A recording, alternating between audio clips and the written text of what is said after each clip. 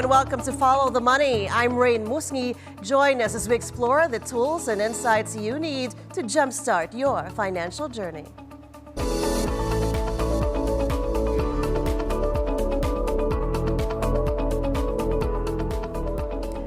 U.S. bond investors are in wait-and-see mode as the Federal Reserve nears its highly anticipated meeting.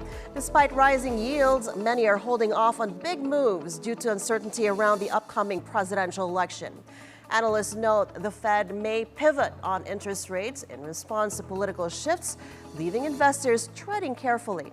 Investors remain focused on a stable Fed policy, the only constant in an otherwise volatile economic landscape.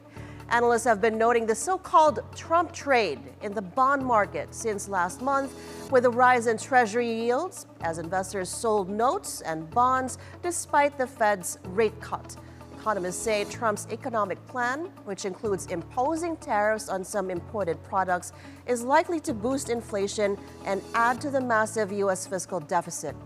More recently, online prediction markets, which had been showing a victory for Trump in October, are now indicating Harris as gaining momentum, narrowing the gap. CEOs in the United States are losing their jobs faster than ever in 2024. That's as slumping stock prices raise pressure for change at the top.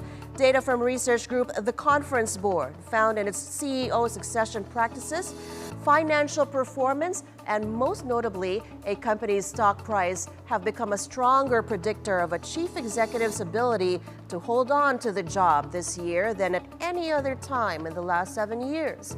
The report said a board's sense of urgency for making sure the right person is leading a company has increased dramatically since the pandemic, as external factors like supply chain disruptions and geopolitical drama are no longer seen as excuses for poor returns.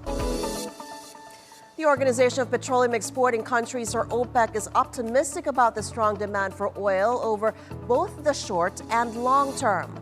With escalating tensions in the Middle East, concerns are growing over potential supply disruptions in the Gulf, a region that produces and exports around 20% of the world's oil and gas. OPEC Secretary General recognizes these worries, but maintains that global oil demand won't peak anytime soon as the world's energy needs continue to rise. Economic growth doing well despite all the talk about negative economic growth. Yes, there are some challenges, but the picture is not as negative as some make it sound. So all of that has factored into our numbers, which we've been talking about over several years. We're seeing now many others following, in fact, raising their baselines for demand. In this period of market volatility, oil companies are also urging the next U.S. president to create a more investment-friendly environment, which they believe is essential for sustaining domestic energy growth. A big important market for us. It's 60% of our business. We have a well-diversified portfolio from the upstream through to biogas to convenience to retail, and we always work with whoever wins an election very comfortably. I suppose the big challenge the U.S. faces right now is regulatory reform, permitting reform, etc. That's the thing that I hope whoever wins the election can really start to tackle, is to make it easier and faster to invest in the United States. The U.S. National Highway Traffic Safety Administration has closed its investigation into more than 411,000 Ford vehicles after reports of sudden power loss. The issue affecting 2011 to 2013 Explorers was traced to electronic component malfunctions, but did not require a recall. Ford will monitor the models closely, but no further action is expected. Consumer safety groups had called for more recalls to avoid potential accidents. China is hitting back at the European Union's plan to slap tariffs on Chinese electric vehicles, calling it trade protectionism. The EU claims China's EV makers have an unfair advantage due to state subsidies and want to level the playing field. But China warns the move could trigger a WTO dispute and hurt EU automakers' access to Chinese markets. This spat adds another layer to growing trade tensions between the economic giants. Marriott International has lowered its 2024 profit forecast, citing weakening demand in its two biggest markets, the U.S. and China. Despite earlier rebounds in travel, Marriott has said that domestic travel slowdowns are now impacting its bottom line. The hotel giant expects future bookings to lag as both business and leisure travel face challenges. Marriott stock closed down over 2% Monday in reaction to the revised outlook. U.S. lawmakers are poised to question fast fashion giant Shein on workers' rights issues early next year. Concerns over forced labor and working conditions in Shein's supply chain have escalated following a report claiming workers routinely log more than 70 hours a week. Human rights groups are pushing for stricter oversight, calling any future stock listing in London a betrayal to workers. Shein defends its practices, claiming improved audits and above minimum wage pay. Lawmakers say public accountability is long overdue. Fox Corporation has reported better than expected revenue thanks to robust political advertising ahead of the 2024 U.S. election. The company's television segment reported revenue of $1.95 billion ahead of estimates of $1.92 billion. Fox says this revenue surge is a crucial pillar in a highly competitive media landscape, with advertising demand expected to stay strong through election season. News publisher New York Times also reported an 8.8% jump in digital advertising sales, its strongest growth in more than 2 years. The U.S. dollar is losing ground as traders unwind so-called Trump trades ahead of the upcoming election. Investors are reassessing risk positions as political uncertainty heightens. The dollar index slipped 0.2% Monday, with market watchers pointing to caution over potential election-driven volatility. This weakening trend marks a shift from earlier in the year when the dollar saw gains on expected rate hikes. A legal victory for tech billionaire Elon Musk and Donald Trump's presidential campaign. A judge in Pennsylvania is allowing Musk to continue his $1 million giveaway to voters. The judge rejected arguments from Philadelphia's district attorney that the sweepstakes were an illegal lottery violating state law. This after lawyers for Musk's political group admitted they selected the contest's winners based on who could best speak about their pro-Trump agenda. Musk has already given away $16 million to voters. The final winner will be announced on Election Day, November 5th, U.S. time. We're in court today because some district attorney in Philadelphia wants to silence Elon Musk for supporting Donald Trump. Let me be clear about one thing. No district attorney, no prosecutor, I don't care how powerful they are, can take away the First Amendment freedoms that are the bedrock of this nation. We don't back down from bullies. We don't allow our rights to be trampled upon by partisan agendas masquerading as legal arguments. In the end, truth will not be bullied, and neither will my client. Thank you. The latest in Philippine business and the economy up next. Stay and follow the money.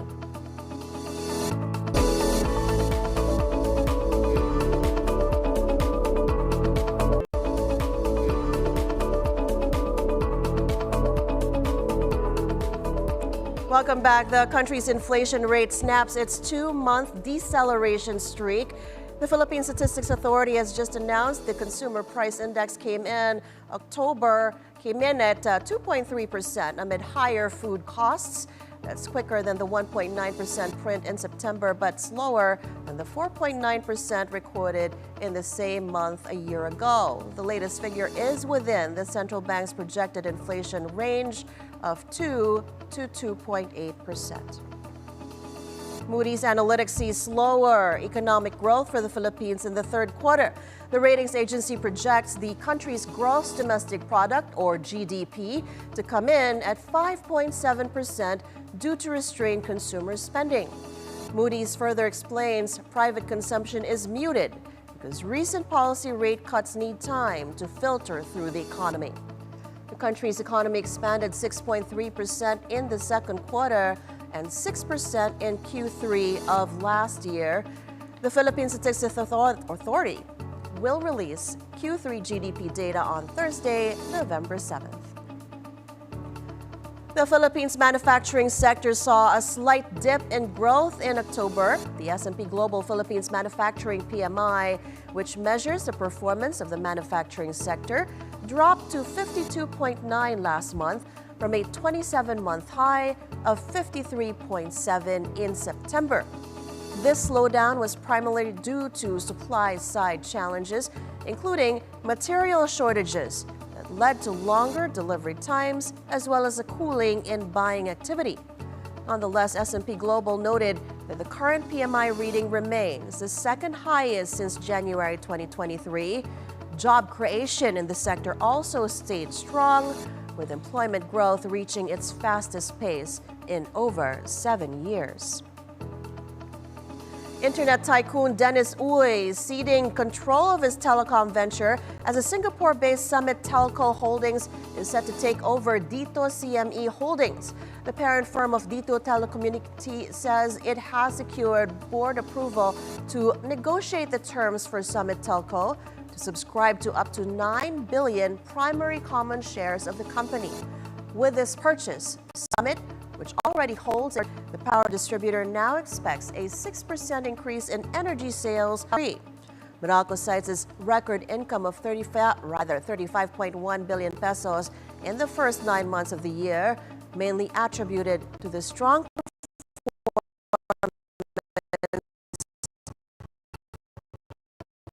of the residential segment. Pangilinan, however, admits fourth quarter sales might see a slight slowdown due to fewer operating days and seasonal factors. The Securities and Exchange Commission reminds delinquent and non-compliant corporations to avail of the recently launched Enhanced Compliance Incentive Plan before the November 30th deadline. The ECIP offers reprieve for firms through lower penalties for failure to comply with reportorial requirements. Concerned corporations, however, must still address the root cause of their non-compliance and submit the necessary DIP. The SEC has implemented a revised penalty system which imposes significantly higher rates.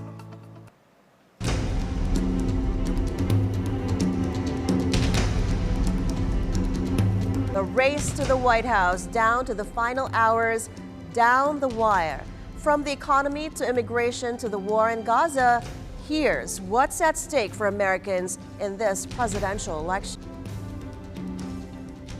The November 5th presidential election between Vice President Kamala Harris and former President Donald Trump is in the home stretch as the nominees hit the campaign trail along with their running mates, Democratic Minnesota Governor Tim Walz and Republican Ohio Senator J.D. Vance. With the two offering starkly different visions for America, here's what's at stake in this election.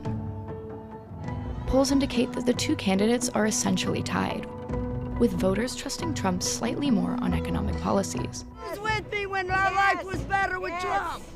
Yeah! Our life was so much better with Trump. Much of the current Democratic administration has been hamstrung by high inflation, but price rises have recently cooled, and other economic indicators like stock markets are at near all-time highs. I keep hearing some things are coming down, but I haven't seen it.